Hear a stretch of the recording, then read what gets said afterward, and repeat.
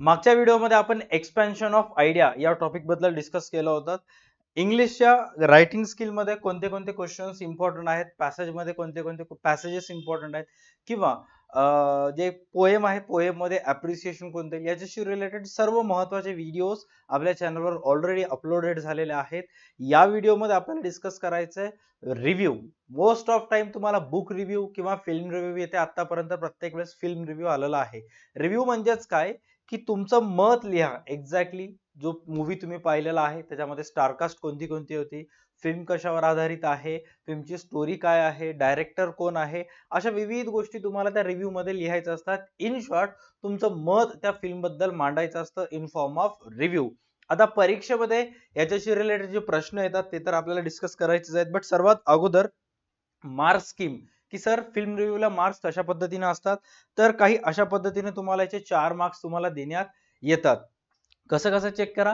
Presentation of a theme यासाठी 2 mark आहेत, novel aspect साठी 1 मार्क आहेत, आणि ओव्हरऑल जे प्रेझेंटेशन करता तुम्ही त्याच्यासाठी 1 मार्क आहेत. आता सर हे 2 1 1 असे टोटल 4 मार्क घेण्यासाठी एक्झॅक्ट कशा पद्धतीने आम्हाला लिहावं लागते किंवा कोणते कोणते प्रश्न महत्वाचे आहेत ते मी तुम्हाला सांगणार आहे. आणि तुम्हाला जर या सर्वांचे आन्सर पाहिजे असतील तर सुद्धा तुम्हाला काय करायचं हे सुद्धा छोटी स्टेप मी तुम्हाला आजच्या क्लासमध्ये सांगणार आहे. बट सर्वात पहिला आणि महत्वाचा क्वेश्चन जो की खूप वेळेस सीबीएसई बोर्डामध्ये सुद्धा विचारण्यात आलेला आहे आणि महाराष्ट्र बोर्डा सुद्धा मध्ये सुद्धा यायचे चान्सेस मॅक्सिमम आहेत. त्यातला पहिला आहे, as a part of child film festival in your college had arrange screening of some film made for children. आता बाल चित्रपट महोत्सव चाइल्ड फिल्म फेस्टिवल म्हणजेच काय की तिथं लहान बाळांचे किंवा लहान जे मुलं असतात, जे टीनेजर्स असतात, या सर्व टीनेजर स्टुडंटसाठी किंवा शाळेतील मुलांसाठी जे की सेकंडरी किंवा मिडल स्कूल मध्ये वगैरे असतात, अशा सर्व मुलांसाठी चित्रपट मूवी जे असते ते स्कूल्स मध्ये दाखवण्याचा कार्यक्रम असतं, जिथं लहान मुलांवर आधारित त्यांना मोटिवेट होईल असं किंवा त्यांना प्रेरणा मिळेल, ते मूवी बघून त्यांच्या मनावर काहीतरी इम्पॅक्ट पडेल असे मूवीज त्यांना दाखवण्यात येत असतात. जसं की तुमच्या माहितीच तो, तुम्ही लहान असताना जर पाहिलेली मूवी असेल तर तारे जमीन पर असेल, किंवा डॉक्टर एपीजे अब्दुल कलामवर रिसेंटली आलेली रॉकेटरी मूवी असेल, किंवा उडान नावाची मूवी असेल, असे अनेक मूवीज आहेत जे की लहान मुलांच्या मनावर इम्पॅक्ट पाडत असतात किंवा लहान मुलांसाठी बनवलेले असतात. हे सर्व मूवीज चाइल्ड फिल्म फेस्टिवल म्हणजे बाल चित्रपट महोत्सवामध्ये या नावाखाली स्कूल्स मध्ये दाखवण्यात येत असते. ओके, आणि तुमच्या स्कूल मार्फत ते अरेंज करण्यात आलेलं आहे, न्यूज आयोजन करण्यात आलेलं आहे. स्क्रीनिंग हा शब्द, स्क्रीनिंगचा अर्थ काय आहे की खूप वेळेस जेव्हा एखादा एक latest Bollywood film in theatre मध्ये येत असते, जे की फ्रायडेला, तर कोणता एक हिरो असतो तो त्याची स्पेशल स्क्रीनिंग ठेवतो. स्पेशल स्क्रीनिंग म्हणजे काय की बाकी सर्व लोकांना दाखवण्याच्या अगोदर जे त्याच्या क्लोज मधले ऍक्टर्स असतील, डायरेक्टर्स असतील, किंवा त्या पिक्चर मध्ये काम करत असणारे जे पण कास्ट आणि क्रू असेल त्यांच्यासाठी स्क्रीनिंग ठेवण्यात येते. म्हणजेच काय की ओव्हरऑल त्यांनी पिक्चर कसं केलेलं आहे त्यांचं स्पेशल चित्रपट दाखवण्याचा कार्यक्रम असतो. ओके, त्याला स्क्रीनिंग असं म्हणतात. तर some films made for children, write a review one of the film based on the theme of children with special needs, use some of the points given below to write your review. आता सर्वात महत्वाचं आहे की तुमच्या स्कूलमध्ये जो बाल चित्रपट महोत्सव आयोजन करण्यात आलेला आहे, तर याच्यामध्ये जे लहान मुलांवर एक मूवी तुम्ही बघितला असाल किंवा जे तुम्हाला वाटत असेल की हे दाखवायला पाहिजे, अशा याच्यावर एक तुम्ही रिव्ह्यू लिहा, जेणेकरून ते कॉलेजमध्ये जे फिल्म फेस्टिवल मध्ये शो करणार आहेत मूवी मध्ये, तिथे ते चित्रपट दाखवण्यात येईल. राईट, आता हे दाखवत असताना किंवा फिल्म रिव्ह्यू लिहित असताना सर्वात पहिले तुम्हाला काय लिहायला सांगितलेलं आहे, title of the film and it's importance. सर्वात पहिले तुम्हाला फिल्म रिव्ह्यू लिहित असताना किंवा बुक रिव्ह्यू लिहित असताना त्या बुक विषयी एक टायटल लिहायचं आहे जे की त्या मूवीला सुटेबल होईल. राईट, जे की त्या मूवीसाठी एकदम तंतोतंत असेल. जसं की आता तारे जमीन पर ही जी मूवी आहे,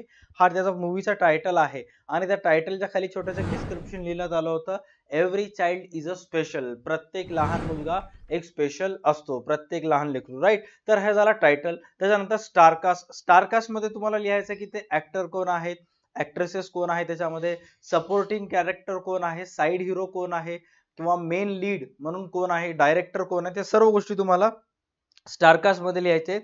त्याच्यानंतर the central idea of the film. आता central idea of the film म्हणजेच काय, की त्या मूवी मध्ये जो मेन मेसेज देण्याचा प्रयत्न केलेला आहे. आता तारे जमीन पर मूवी जर बघितलं तुम्ही, तर त्याच्यामध्ये मेसेज काय देण्याचा प्रयत्न केलेला आहे, की त्याच्यामध्ये त्या मुलाचे आई वडील एक्सपेक्ट करत असतात की आमचा सुद्धा मुलगा प्रत्येक मुलाप्रमाणे 90% 95% आणायला पाहिजे. बट त्याच्यामध्ये काय दाखवण्यात आलेलं आहे, की प्रत्येक मुलं हे अभ्यासात हुशार नसतात.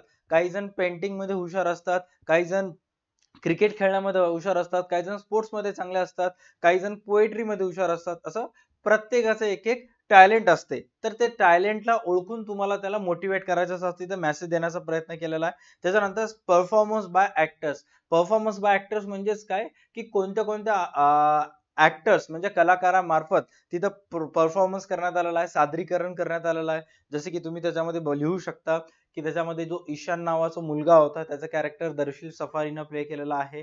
त्याच्यानंतर निकुंब सर नावाचा जो कॅरेक्टर होता ते आमिर खान मार्फत प्ले करण्यात आलेला आहे. असं तुम्ही कॅरेक्टरचे नाव आणि त्याच्या मार्फत सादर केलेले परफॉर्मन्स लिहू शकता.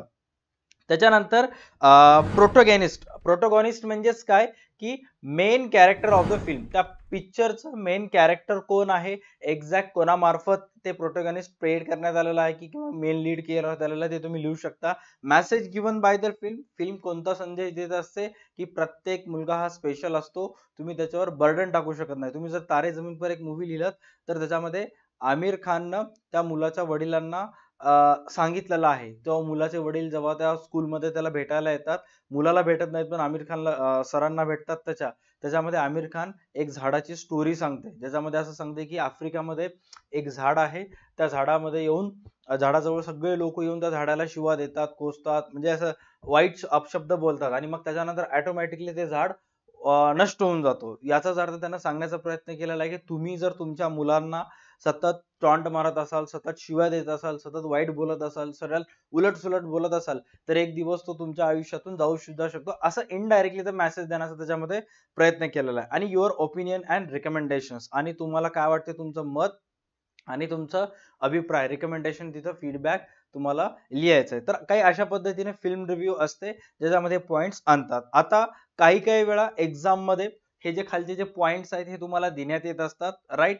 समटाइम्स ते तुम्हाला तुमच्या मतानुसार लिहायचं असते. All right. त्याच्यानंतर नेक्स्ट मे बी येऊ शकते, अशा पद्धतीने येऊ शकते.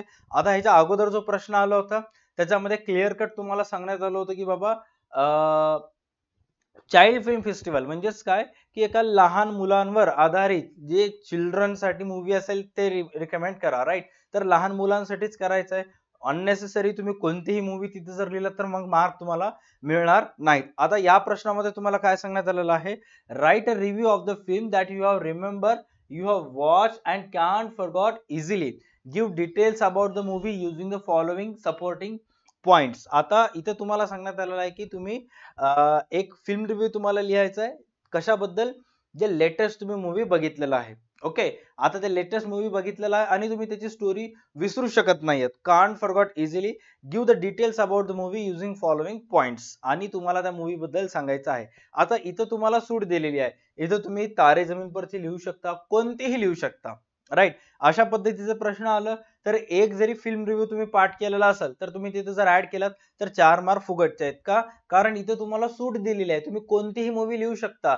अगोदरच्या याच्यात तुम्हाला फक्त लहान मुलांच्या आधारितच मूवी लिहायचं होतं, बट इथं write a review of the film that you are remember. तुम्ही जे अशा मूवी बद्दल तुम्हाला रिव्ह्यू लिहायचं जे तुम्हाला आठवते, जे की तुम्ही रिसेंटली आत्ताच पाहिलेले आहे, जे तुम्ही विसरू शकत नाही बस.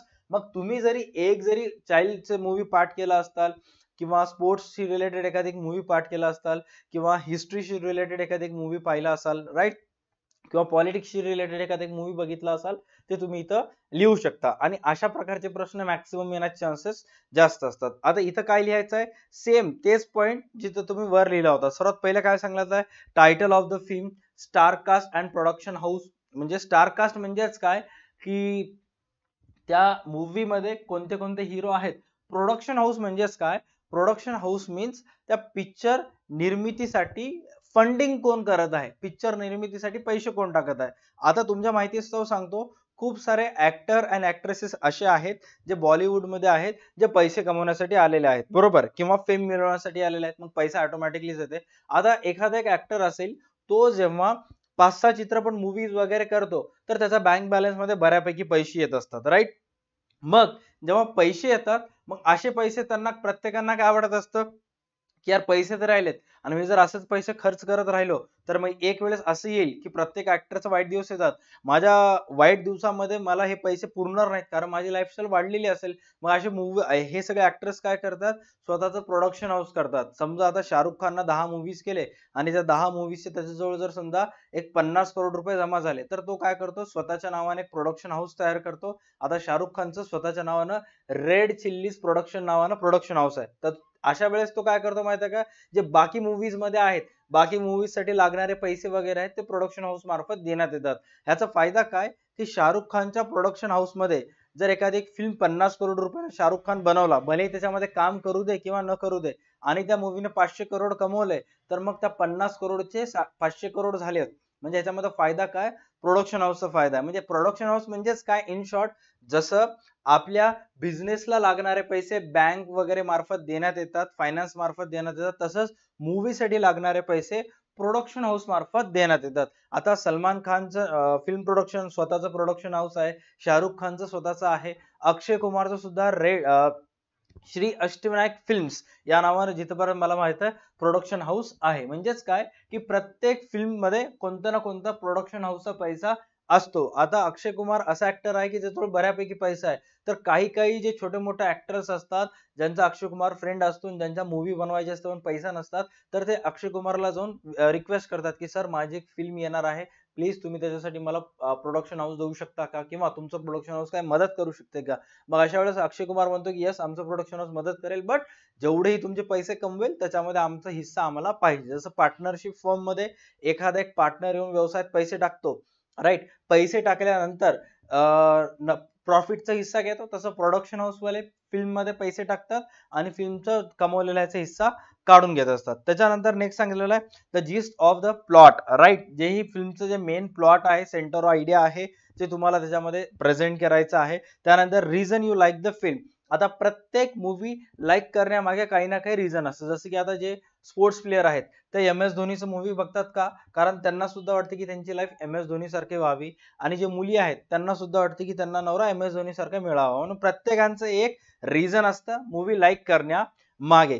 तर ते रिझन तुम्हाला तिथं लिहायचं आहे. त्याच्यानंतर your favourite scenes from the movie. आता एम एस धोनीचं बात चाललीच आहे, तर त्याच्यामध्ये एक सांगितलेलं आहे the reason the favourite scenes of the movie.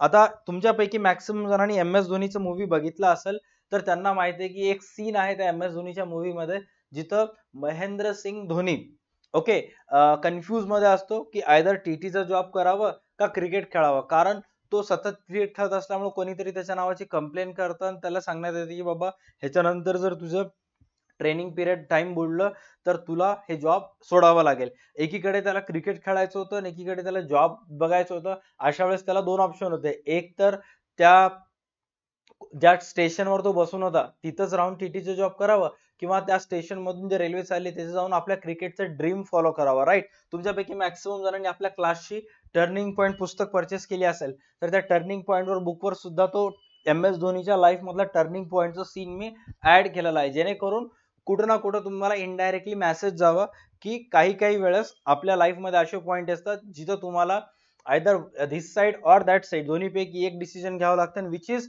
Tough. आणि जर तुम्ही योग्य डिसिजन घेतला तर तुमची लाईफ तिथून टर्न होऊ शकते, राईट. त्यामुळं मेन लाईफच्या टर्निंग पॉईंटवर फोकस करायचा. आणि एम एस धोनीचा जो तो सीन आहे तो one of your favourite scene from the movie. आता मला तो सीन आवडतो त्यामुळे मी त्या सीन बद्दल माहिती लिहीन. त्याच्यानंतर नेक्स्ट पॉईंट इथं सांगण्यात आलेला आहे युअर ओपिनियन अँड रिकमेंडेशन. तुमचं मत आणि काय तुम्ही रिकमेंड करता, कोणाकोणाला मूवी रिकमेंड करता हे तुम्हाला तिथं सांगायचं आहे, राईट. आता तुमच्यापैकी जेवढेही स्टुडंट हे व्हिडिओ पाहत असतील ऍट दिस मोमेंट पर्यंत, तर त्या सर्व विद्यार्थ्यांना मी सजेस्ट करेन की या सर्व क्वेश्चनचे जे आन्सर आहेत जे तुम्ही बॅकग्राऊंडला पाहता किंवा याच्या अगोदरचे सुद्धा जेवढे रायटिंग स्किलचे आन्सर्स आहेत ते सर्व आपल्या DA2 अकॅडमीच्या ऍप्लिकेशनवर जो 21 रुपयाचा 12th कॉमर्स अँड आर्ट्सच्या विद्यार्थ्यांसाठी जो नोट्स एक्सपर्टचा कोर्स आहे याच्यामध्ये हे सर्वच्या सर्व क्वेश्चन्स ऍड केलेले आहेत, याच्याशी रिलेटेड सर्वच्या सर्व answers with that extra some answers सुद्धा, एक्स्ट्रा सम प्रॅक्टिसचे क्वेश्चन सुद्धा तुम्हाला तिथे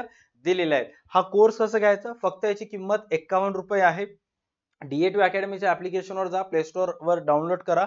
प्ले स्टोअरला जाऊन DA2 अकॅडमीचा ऍप डाउनलोड करा आणि तिथे जाऊन तुम्ही हा कोर्स परचेस करू शकता. याच्यामध्ये फक्त इंग्लिशच नाही तर इंग्लिश बरोबर तुम्हाला आर्ट्सचे राज्यशास्त्र, समाजशास्त्र, इतिहास, भूगोल आणि मानसशास्त्र या विषयांचे तुम्हाला नोट्स मिळतील. आणि मराठी जे कॉमर्सचे आहेत, मराठी मीडियम किंवा इंग्लिश मीडियम, त्यांना SP, OC, अकाउंट, सहकार, मार्केटिंग, इकॉनॉमिक्स या सर्व विषयांचे नोट्स तुम्हाला ह्याच्यामध्ये मिळून जातील. सो फटाफट परचेस करा, ज्याची लिंक डिस्क्रिप्शन मध्ये सुद्धा दिलेली आहे. आणि एवढंच नाही तर या PDF मध्ये अभी और नहीं, अभी और सुनिए, या PDF मध्ये तुमची जी इंग्लिशचे टेक्स्ट बुक आहे, सॉल टेक्स्ट बुक, ही सुद्धा टेक्स्ट बुक तुम्हाला ह्या 21 रुपयाच्या कोर्स मध्ये मिळेल.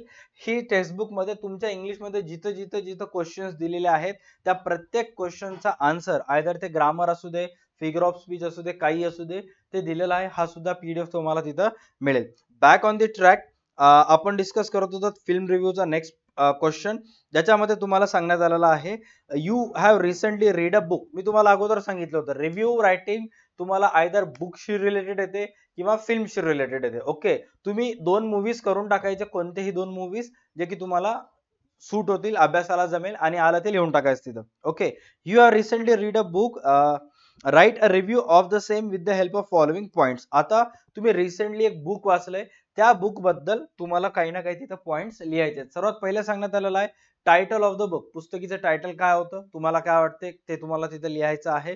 त्याच्यानंतर सब्जेक्ट, स्टोरी अँड इन्फॉर्मेशन, की बुकशी रिलेटेड एक्झॅक्ट सब्जेक्ट काय होतं, त्याच्यामध्ये स्टोरीशी काय होती, त्याच्याशी रिलेटेड एक्झॅक्ट स्टोरीमध्ये काय सांगण्यात आलं होतं आणि माहिती कशा पद्धतीने देण्यात आली होती. आता बुक्स मध्ये जे सब्जेक्ट असतात, खूप साऱ्या मुलांना असं वाटतं की बुक्स म्हणजे सर सब्जेक्ट म्हणजे हिस्ट्री, भूगोल, जिओग्राफी असं काही असतं का?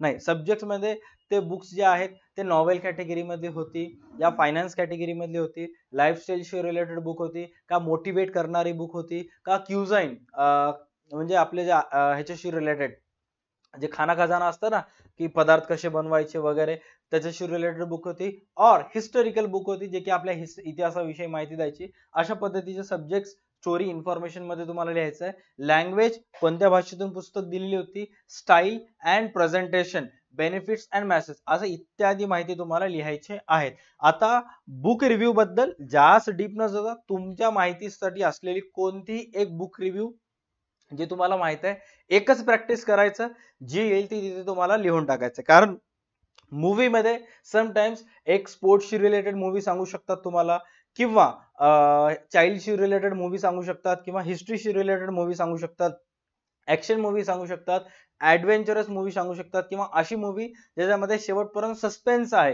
सस्पेन्स रिलेटेड मूवी जसं की दृश्यम असेल, अशी मूवी सांगू शकतात, राईट. बट बुक बद्दल जास्त तुम्हाला सांगत नाही, जे पण बुक वाटते तुम्हाला लिहा, मग जेही तुम्ही पाठ केलेला आहे तसं लिहावं लागेल. बट त्याच्यासाठी एक्झाम मध्ये क्वेश्चन बुक रिलेटेड यायला पाहिजे. आता ते आलंच नाही तर तुम्ही काय करणार आहात, राईट.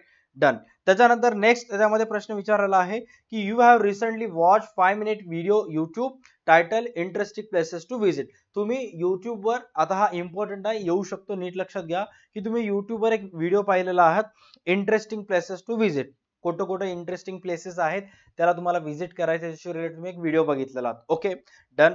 आता तुम्हाला त्याच्याशी रिलेटेड, त्या व्हिडिओशी रिलेटेड रिव्ह्यू लिहायचा आहे. काय काय लिहायचं त्याच्यामध्ये, type and purpose of the video, व्हिडिओचा टाईप कशा पद्धतीचा होता, किंवा कोणते कोणते प्लेसेस त्याच्यामध्ये व्हिजिट करायला सांगितलेले आहेत, एन्शियंट टेम्पल्स वगैरे व्हिजिट करायला सांगितलेले आहेत, कोणते पार्क वगैरे व्हिजिट करायला सांगितलेले आहेत, हिल स्टेशन सांगितलेले आहेत, का कोणते कोणते प्लेसेस व्हिजिट करायला सांगितलेले आहेत, ते तुम्हाला लिहायचं आहे. पर्पज ऑफ द व्हिडिओ, व्हिडिओचा हेतू काय होता, लोकांना माहिती देण्याचा होता का लोकांना माहिती देऊन त्या प्लेसेस कडे अट्रॅक्ट करायचं होतं जेणेकरून लोक यायला पाहिजे.